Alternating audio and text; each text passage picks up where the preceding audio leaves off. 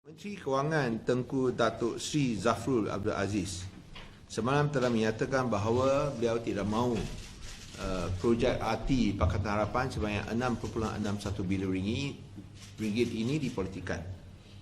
Oleh demikian, beliau harus membetulkan senarai palsu projek rundingan terus Pakatan Harapan daripada 6.61 bilion ringgit kepada 352 juta ringgit, serta mendedahkan senarai projek rundingan terus zaman Barisan Nasional dan Perikatan Nasional untuk buktikan keikhlasan beliau tidak mahu mempolitikan isu ini.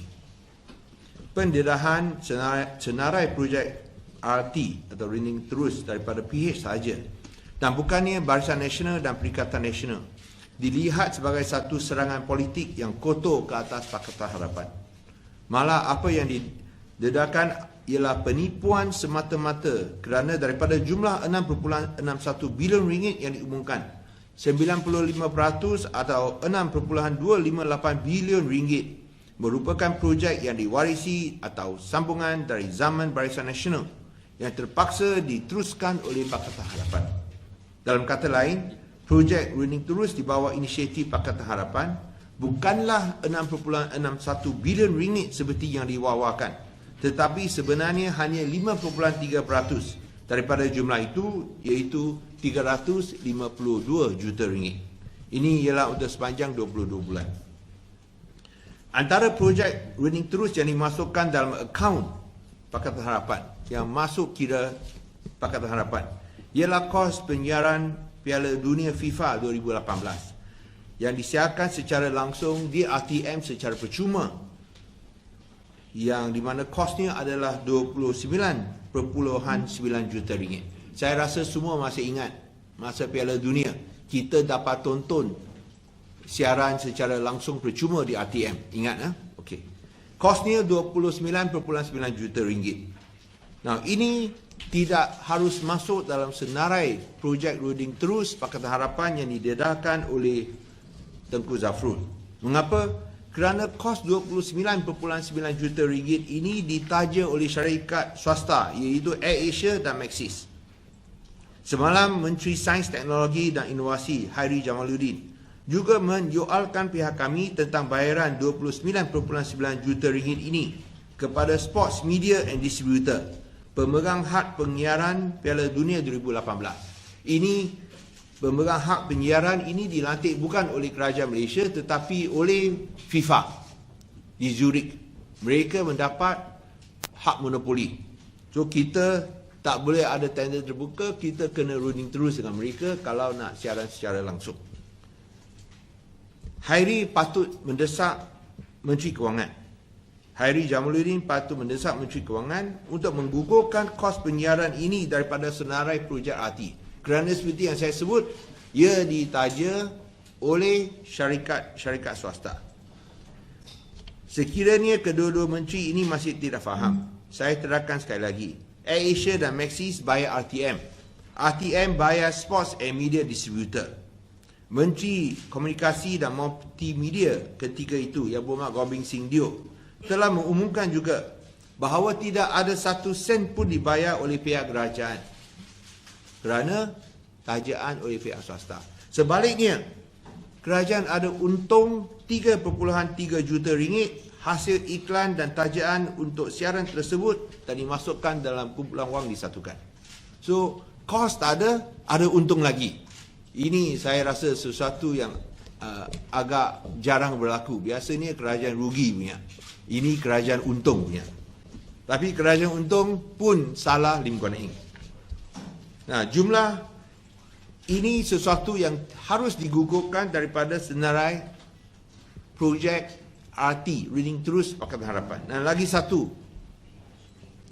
yang harus dikeluarkan ialah projek KVDT2, Cranberry Double Track 2, yang telah ditawarkan oleh Barisan Nasional kepada sebuah syarikat dengan harga 5.3 bilion ringgit secara rundingan terus. So ini ialah projek rundingan terus oleh BN. Tapi Tengku Zafrul tak mahu sebut perkara ini. Dan apa yang berlaku ialah apabila kita jadi kerajaan, kita buat rundingan menyeluruh dan berjaya kurangkan kepada 4.475 bilion ringgit, iaitu penjimatan sebanyak 790 juta ringgit. Mengapa kita biarkan projek ini berjalan? Dua sebab. Satu ialah kerana kita tak mahu ada masalah perundangan disaman ke mahkamah. Kerana projek ini pun dah ditandatangani sehari sebelum pembubaran Parlimen. Contract signed one day before dissolution of Parliament oleh Barisan Nasional. Dan oleh sebab itu kita terpaksa untuk running semula supaya kita elak masalah perundangan, dan kita berjaya jimatkan kos sebanyak 790 juta ringgit. Satu lagi sebab ialah kerana salah satu daripada pemegang saham adalah LTAT. Kita pun nak pertahankan dan bela hak Lembaga Tabung Angkatan Tentera LTAT. So itu kita luluskan dengan penjimatan 790 juta ringgit. Menteri Kewangan tidak sebut tentang penjimatan 790 juta ringgit dan bahawa projek ini asalnya adalah projek rundingan terus zaman Barisan Nasional. Ini menunjukkan beliau memang hendak politikkan perkara ini dan dengan niat yang tidak baik. Kalau kita lihat senarai yang didedarkan oleh Menteri Kewangan, hanya 352 juta ringgit atau 5.3% daripada 6.61 bilion ringgit merupakan perolehan baru rundingan terus yang dilaksanakan oleh Kerajaan Pakatan Harapan.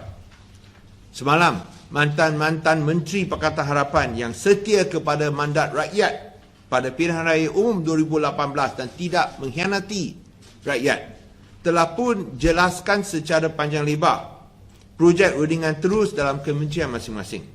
Tinggal sahaja menteri-menteri pengkhianat Pakatan Harapan yang sekarang jadi menteri di Kerajaan Perikatan Nasional. Mereka sebelum ini nafi di Parlimen atau kenyataan Abah ada projek rundingan terus. Tetapi pembohongan mereka dibongkar dengan pendedahan Tengku Zafrul yang menunjukkan bahawa kementerian yang disandang sebelum ini memang ada projek rundingan terus. Kementerian Dalam Negeri, siapa menteri masa itu semua tahu, Tan Sri Muhyiddin Yassin, meminta 517.7 juta ringgit. Kementerian Perumahan dan Kerajaan Tempatan yang berhormat Zuraida Kamarudin meminta 170.8 juta ringgit. Kementerian Hal Ehwal Ekonomi Dato' Sri Azmin Ali 1.2 juta ringgit. Kementerian Pembangunan Luar Bandar Dato' Sri Rina Harun 7.36 juta ringgit. Menteri-menteri pengkhianat ini harus tampil ke depan untuk membuktikan mereka tidak bohong, tidur dalam kabinet atau terlalu sibuk mengaturkan langkah Sheraton. Sekiranya tidak mahu isu ini dipolitikan, Tengku Zafrul harus mendedarkan projek RT rundingan terus zaman Barisan Nasional, dan yang penting sekali, projek rundingan terus yang diluluskan oleh beliau sendiri dalam Kerajaan Perikatan Nasional. Buktikan semua projek RT rundingan terus yang diluluskan oleh beliau sendiri adalah teratur dan berkepentingan awam. Biar rakyat buat penilaian sendiri kerajaan mana yang mendukung prinsip accountability dan ketulusan. Jangan ada double standard atau antara dua darjat seperti Suruhanjaya Pencegah Rasuah Malaysia yang hanya berhasrat mengkaji projek rundingan terus Pakatan Harapan tetapi tidaknya projek rundingan terus Barisan Nasional atau Perikatan Nasional. Biar fakta berbicara dengan sendirinya. Berani kerana benar, amar makruf nahi mungkar. Terima kasih.